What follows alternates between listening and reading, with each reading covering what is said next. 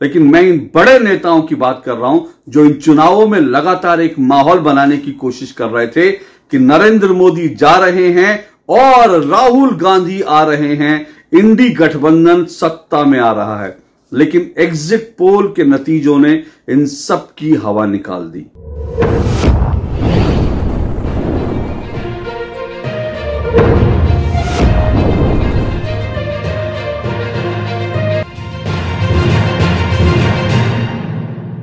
राहुल गांधी कह रहे थे कि इंडी गठबंधन की सीटों की लाइन लग रही है, खटाखट खटाखट खटाखट।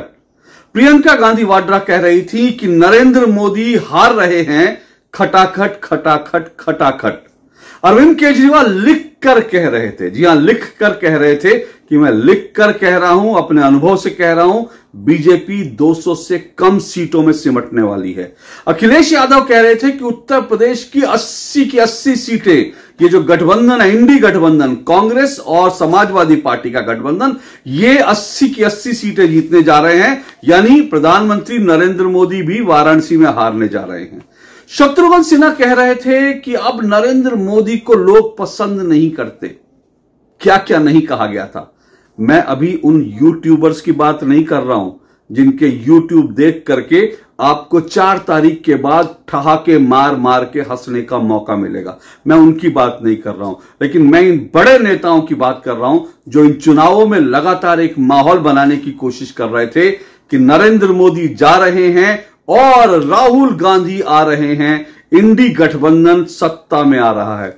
लेकिन एग्जिट पोल के नतीजों ने इन सब की हवा निकाल दी। जी हां, एग्जिट पोल के नतीजों ने एक बार फिर से बता दिया है कि एग्जिट पोल ये कह रहे हैं कि तीसरी बार, लगातार तीसरी बार प्रधानमंत्री नरेंद्र मोदी चुनाव जीत करके अपने जो पद पर हैं वो बने रहेंगे और बीजेपी और ये जो एनडीए गठबंधन है ये 350 से 400 सीट तक जीतने जा रहा है। यह अपने आप में बहुत बड़ी स्टोरी है, बहुत बड़ी कहानी है, क्योंकि 10 साल तक सत्ता में रहने के बाद ये कहते हैं कि 10 साल कोई सत्ता में रहता है तो उसके खिलाफ एंटी इनकम्बेंसी फैक्टर हो जाती है। वो नेता जो है 10 साल तक राज करने के बाद कोई भी पॉलिटिकल पार्टी जो उसकी लोकप्रियता वो नहीं रहती, 10 साल तक कोई प्रधानमंत्री रहे तो उसकी लोकप्रियता गिरने लगती है। लेकिन ये दुनिया में अपनी तरह का ऐसा अकेला उदाहरण है, मैं फिर कह रहा हूं, दुनिया में अपनी तरह का ऐसा अकेला उदाहरण है कि 10 साल तक कोई व्यक्ति प्रधानमंत्री के पद पर है, सत्ता के शीर्ष पर है, सत्ता में है, लेकिन 10 साल बाद भी उसकी लोकप्रियता कम नहीं हो रही, बल्कि उसकी लोकप्रियता बढ़ रही है, कायम है। यह अपने आप में बहुत बड़ी स्टोरी है और एग्जिट पोल के परिणाम जो हमारे सामने आए, कम से कम वो यही कहानी कह रहे हैं। लेकिन क्या ये एग्जिट पोल सही होंगे, मैं उस पॉइंट पर आऊंगा, लेकिन उससे पहले समझना जरूरी है कि ये एग्जिट पोल के नतीजे क्या कह रहे हैं। देखिए, मैंने कुल मिलाकर 11 एग्जिट पोल देखे और एक एक करके इन तमाम एग्जिट पोल के आप नतीजे देखेंगे तो ये तमाम बड़े चैनल्स और बड़ी एजेंसियां जो सेफोलॉजिस्ट हैं उनके जो है एग्जिट पोल हैं, ये तमाम जो एग्जिट पोल हैं, इन एग्जिट पोल में 11 एग्जिट पोल में 3 एग्जिट पोल ऐसे हैं जो बीजेपी और एनडीए यानी एनडीए को मिला करके एनडीए को 400 से ज्यादा सीटें दे रहे हैं। 3 एग्जिट पोल ऐसे हैं और प्रधानमंत्री नरेंद्र मोदी भी बार बार कह रहे थे अब की बार 400 पार, एनडीए जो है वो 400 सीटें और 400 के पार जाएगा। हालांकि बहुत सारे लोग इसको नहीं मान रहे, खुद बीजेपी के लोग भी जब चुनाव चल रहा था तो चुनाव के बीच में वो मानने लगे थे और प्रधानमंत्री ने भी कहीं ना कहीं अपने एक इंटरव्यू में इस तरह का आभास दिया था कि उन्होंने जो है 400 की आंकड़ा फेंक करके विपक्ष को इसमें उलझा दिया। हालांकि वो ये भी कहते थे कि जनता यही चाहती है। तो 3 अभी भी जो एग्जिट पोल हैं वो ये कह रहे हैं कि बीजेपी और एनडीए वो 400 के पार जा सकती है, लेकिन इनका मार्जिन है, मतलब ये कोई 360 कह रहा है, कोई 370 कह रहा है, तो जरूरी नहीं है कि 400 पार होगा ही। ऐसा जो है मेरे से आप पूछेंगे तो मुझे जो है 400 पार का आंकड़ा थोड़ा अविश्वसनीय लगता है। मुझे लगता है 400 पार एनडीए नहीं पहुंचेगा, लेकिन मैं गलत भी हो सकता हूं, ये एग्जिट पोल सही भी हो सकते हैं, क्योंकि मैं कोई चुनाव विश्लेषक नहीं हूं और मैं कभी भी आंकड़ों के ऊपर बहुत लंबी चौड़ी बात नहीं करता, आंकड़ों के ऊपर बहुत ज्यादा दावे नहीं करता, क्योंकि मेरा अपना मानना है, मेरा जो चुनाव मैंने जितना कवर किया है, मेरा अपना मानना है कि इस देश में एक साइलेंट वोटर भी है जो बोलता नहीं, और मेरा अपना मानना है कि वोटर बहुत कुछ बताता नहीं, लेकिन चुनाव में जाता है तो उसके मन में क्या होता है ये कुछ पता नहीं चलता और कई बार वोटर गुगली फेंक देता, किसी को समझ नहीं आता। इसलिए मैं मोटे तौर पर प्रिडिक्शन करने से बचता हूं, लेकिन हवा का रुख जो है कई बार पता चल जाता है। और मैं ये कह रहा हूं कि आज जो अगर 11 एग्जिट पोल हैं तो उनसे हवा का रुख तो साफ तौर पर पता चल रहा है। तो 3 एग्जिट पोल एनडीए को 400 से पार दिखा रहे हैं। 2 एग्जिट पोल जो हैं वो कह रहे हैं कि बीजेपी करीब 350 या बीजेपी और एनडीए करीब 350 और 300 के आसपास रहेगी, 350 से 350 के बीच रहेगी। ये 2 एग्जिट पोल कह रहे हैं। तो मान के चलते हैं कि कुल मिलाकर 5 एग्जिट पोल, 11 में से 5 एग्जिट पोल ये मान रहे हैं कि बीजेपी और एनडीए 350 से 400 सीट तक है। इनमें 350 भी हो सकती हैं, 360, 70, 80, 90 कुछ भी हो सकती हैं, लेकिन यह अपने आप में बहुत बड़ा आंकड़ा है। महत्वपूर्ण बात यह है कि एनडीए और बीजेपी जिस संख्या में थे 2019 में उस पर बने हुए हैं। इसके अलावा बाकी सभी, मैं अगर एग्जिट पोल की बात करूं, 11 के 11 एग्जिट पोल की बात करूं, तो इसमें एक बड़ी बात सामने आ रही है कि 11 के 11 एग्जिट पोल बीजेपी और एनडीए को 300 प्लस दिखा रहे हैं। 300 प्लस यानी 300 से ज्यादा। पिछली बार बीजेपी की अकेले 303 सीटें थी, तो कुछ लोग ये कह सकते हैं कि अगर एनडीए 300 से ज्यादा है तो उसमें बहुत संभव है कि बीजेपी की अपनी सीटें 303 से कम हो जाए, 2019 से कम हो जाए। हो सकता है, ऐसा भी हो सकता है, हम अभी कुछ नहीं कह सकते, लेकिन मोटे तौर पर यह है कि बीजेपी एक बार फिर से जो है उसकी ताकत बनी हुई है, एनडीए एक मजबूत बना हुआ। और इसमें भी अगर आप देखेंगे, मैं आपको एक बात और कह दूं, जो एग्जिट पोल देखेंगे उसमें एनडीए कम होता है, यानी एनडीए यानी बीजेपी की सहयोगी पार्टियां हैं, उनकी ताकत भले ही कम हो रही है, लेकिन बीजेपी की ताकत बहुत ज्यादा कम होती दिखती नहीं। हालांकि इन एग्जिट पोल के अनुसार बीजेपी को कई स्टेट में थोड़ा नुकसान हो रहा है, जिनमें बिहार एक ऐसा स्टेट है जहां बीजेपी को नुकसान हो रहा है, करीब 8 से 10 सीटों का नुकसान हो सकता है। महाराष्ट्र में बीजेपी और एनडीए को नुकसान हो रहा है, वहां पर एक नया कोएलिशन बना था, महाराष्ट्र में ऐसा है। और भी कुछ एक राज्य हैं, राजस्थान है, राजस्थान में बीजेपी कुछ सीटें हार रही है, ऐसा करीब एग्जिट पोल दिखा रहे हैं, 5 से 6 सीटें बीजेपी हार सकती है। तो इस तरह का कुछ जो है प्रिडिक्शन है। लेकिन इसके अलावा जो बीजेपी सीटें हार रही है उसकी भरपाई वो ओडिशा, पश्चिम बंगाल और दक्षिण से पूरी कर रही है। तो जहां पर बीजेपी कुछ सीटें हार रही है वहां पर बीजेपी कुछ नई सीटें जीत रही है। तो बीजेपी अपनी टैली को लगभग बरकरार रख सकती है, ऐसा एग्जिट पोल का दावा है। अब इसमें बड़ी कहानी, बिग स्टोरी अगर मैं कहूं, जो बिग पिक्चर क्या है, बिग पिक्चर यह है कि दक्षिण भारत में, ध्यान से सुनिएगा, दक्षिण भारत में बीजेपी एक उभरती हुई नई ताकत है। यह कहा जाता था कि बीजेपी तो हिंदी पट्टी की पार्टी है, बीजेपी तो दक्षिण में है ही नहीं, बीजेपी का दक्षिण में सुपड़ा साफ है, बीजेपी जो है सिर्फ उत्तर भारत में जीत सकती है, दक्षिण में नहीं जीत सकती। और तमिलनाडु के एक डीएमके के नेता ने तो यह भी कह दिया था कि बीजेपी जो है गोमूत्र वाले राज्यों वाली पार्टी है। लेकिन जिस तरह से हिंदुत्व को उन्होंने अपमान किया था, मुझे लगता है इन चुनाव में उनको सबक मिलने वाला है, क्योंकि इस बार तमिलनाडु में भी बीजेपी अच्छा प्रदर्शन करती हुई दिख रही है इन एग्जिट पोल के अनुसार। हालांकि बड़ा मुश्किल होता है, क्योंकि बीजेपी बिना वहां पर जो है, जहां पर बीजेपी अब तक इतना बड़ा प्रदर्शन कभी नहीं कर पाई थी, वहां पर जो है अकेले अपने दम पर, क्योंकि बीजेपी अब तक एआईडीएमके के भरोसे रहती थी, तो इस तरह के बाकी एक कोalition बनाती थी, लेकिन इस बार वो अकेले अपने दम पर लड़ रही है, एक छोटी पार्टी उसके साथ है। ऐसे में अगर तमिलनाडु में बीजेपी 2, 4, 5 सीटें ले लेती है तो यह भविष्य के लिए बहुत बड़ी तमिलनाडु की राजनीति बदलने का संकेत है। कर्नाटक में बीजेपी मोर और लेस जो है सिचुएशन अपनी बनाकर रखे हुए है। कर्नाटक में हो सकता है पहले की तुलना में, क्योंकि पहली बार बीजेपी को बहुत सीटें थी, हो सकता है कर्नाटक में बीजेपी की सीटें कुछ कम हो जाए, 2-4 सीटें कम हो जाए। लेकिन बिग स्टोरी क्या है कर्नाटक की बिग स्टोरी है कि वहां पर बीजेपी विधानसभा चुनाव हार चुकी है, बुरी तरह से हार चुकी है, कांग्रेस की सरकार है, और उसके बावजूद बीजेपी इतनी सीटें ले लेती है, तो अपने आप में बड़ी बात है। आंध्र प्रदेश और तेलंगाना, ये 2 राज्य हैं जहां बीजेपी बहुत ज्यादा बढ़ती दिख रही है। हालांकि आंध्र प्रदेश में वो टीडीपी के साथ है और टीडीपी बहुत अच्छा प्रदर्शन कर रही है, लेकिन इन दोनों राज्यों में अगर आप देखेंगे टीडीपी को भी बीजेपी का फायदा मिल रहा है, ये कह सकते हैं। तो आंध्र प्रदेश और तेलंगाना बीजेपी के लिए बहुत बड़ी स्टोरी है, बीजेपी को अच्छी खासी जीत दिला रहे हैं, और हो सकता है तेलंगाना में कई लोगों का कहना है कि बीजेपी जो है सबसे बड़ी पार्टी बन जाए। अब इसका मायने क्या? इसका मायने है कि वो तेलंगाना जहां पर कांग्रेस अब से कुछ समय पहले, कुछ महीने पहले विधानसभा चुनाव जीती है, इतनी बड़ी जीत जीती है, उसके बावजूद जो है वहां पर अगर लोग बीजेपी के लिए वोट कर रहे हैं, तो इसका मतलब साउथ में भी अब एक मैसेज चला गया है कि छोटा वोट यानी विधानसभा का वोट भले हम किसको दें, लेकिन बड़ा वोट मोदी जी के नाम जाना है। यह एक बड़ा मैसेज बन गया है। और केरल में भी बीजेपी हो सकता है खाता खोले, लेकिन केरल में इंटरेस्टिंग बात क्या है, केरल में वहां पर लड़ रहे हैं, कौन आपस में लड़ रहे हैं? आपस में केरल में सीधे सीधे जो है इंडी गठबंधन के ही जो है लेफ्ट और कांग्रेस वो लड़ रहे हैं। तो लेफ्ट को वहां पर डेंट मार रही है कांग्रेस, अपने ही सहयोगी को डेंट मार रही है। बीजेपी अगर वहां 1 से 2 सीटें जीत जाती है तो बीजेपी के लिए एक बड़ी जीत होगी। बीजेपी आज तक केरल में जीती नहीं है।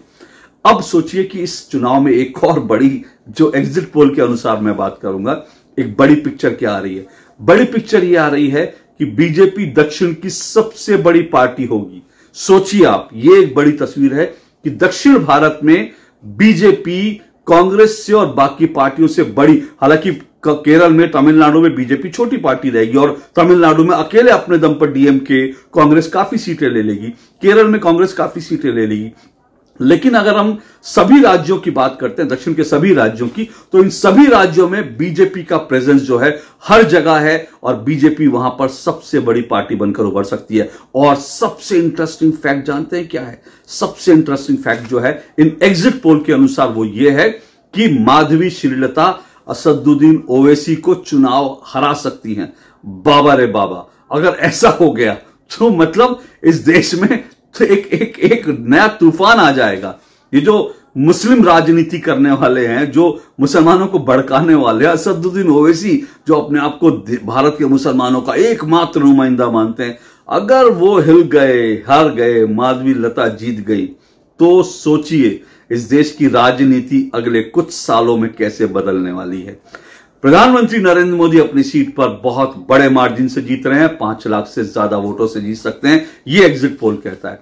इसके अलावा राहुल गांधी वायनाड और रायबरेली दोनों जगह से जीत रहे हैं फिलहाल, जो एग्जिट पोल कहता है। और एग्जिट पोल के नतीजों के अनुसार अमेठी में स्मृति ईरानी जीत रही है। तो मैं कुछ इंपॉर्टेंट सीटों की बात कर रहा हूं, बहुत सीट बाय सीट नहीं जाना चाहता, लेकिन राहुल गांधी का 2 सीटों से जीतना भी कांग्रेस के लिए और साथ साथ इंडिया अलायंस के लिए एक नई मुसीबत होगा।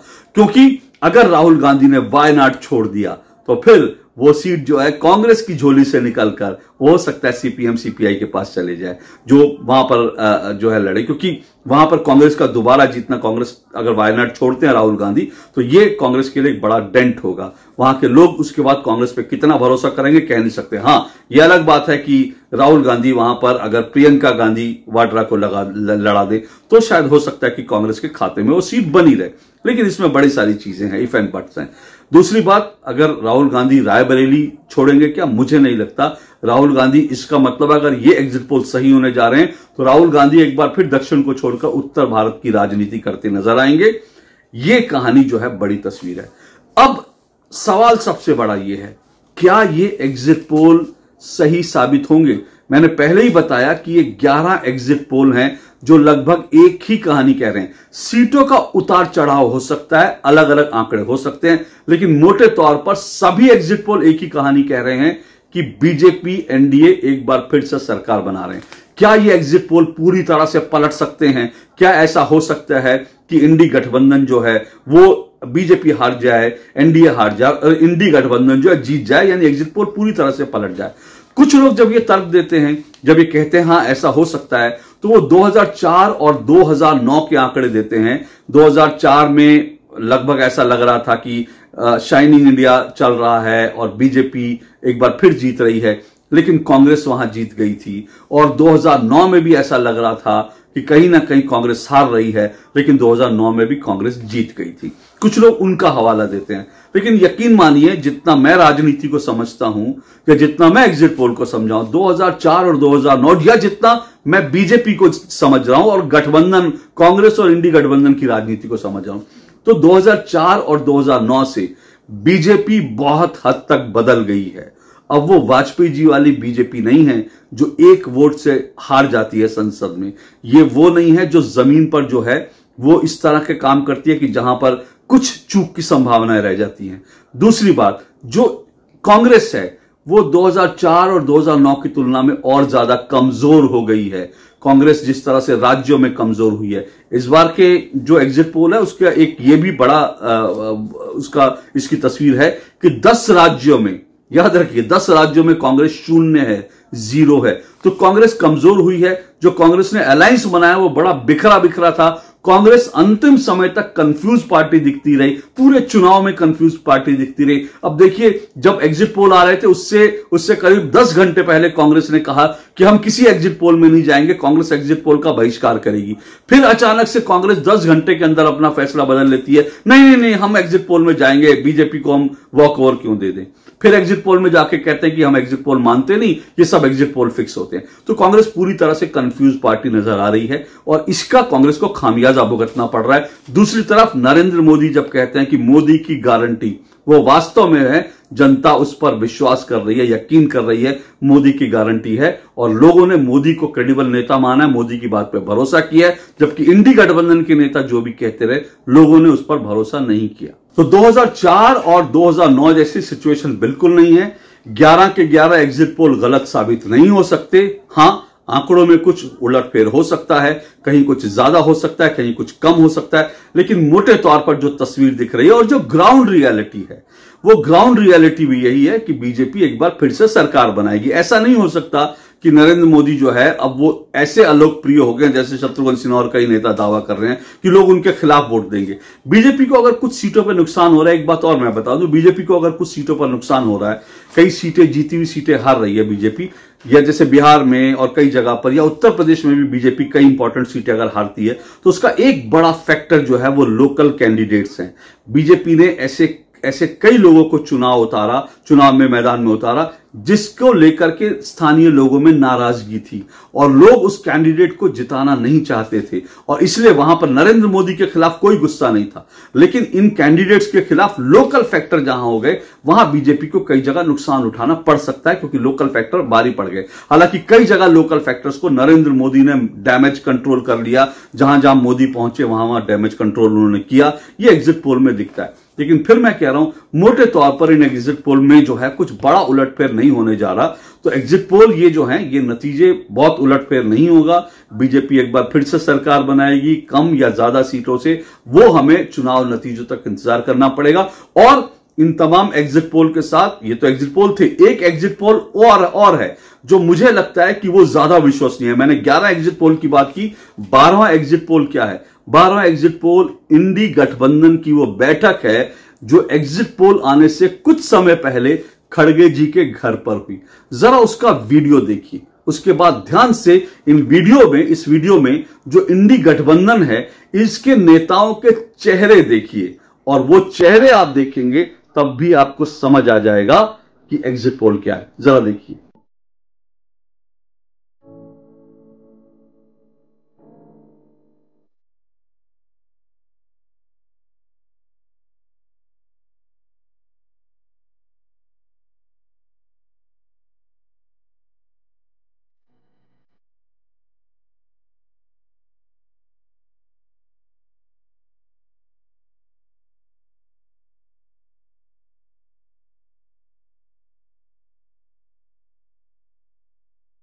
तो आपने ये वीडियो देखा। इस वीडियो के अंदर जिस तरह से इंडी गठबंधन के तमाम नेताओं के चेहरे जो हैं उस पर हवाइयां उड़ रही हैं, 12 बजे हुए हैं, किस तरह से जो है ऐसा लग रहा है कि अंदर कोई दर्द जो है इनको खाए जा रहा है। यह अलग बात है कि इस बैठक के बाद मल्लिकार्जुन खड़गे ने बड़ा ब्रेव फेस दिखाया, वो मीडिया के सामने आए और उन्होंने कहा कि इंडी गठबंधन को 295 से अधिक सीटें मिल रही हैं और बीजेपी हार रही है और ये हमारे तमाम नेता जो हैं उन्होंने कहा और उन्होंने जो हमें फीडबैक दिया उसके आधार पर हम कह रहे हैं।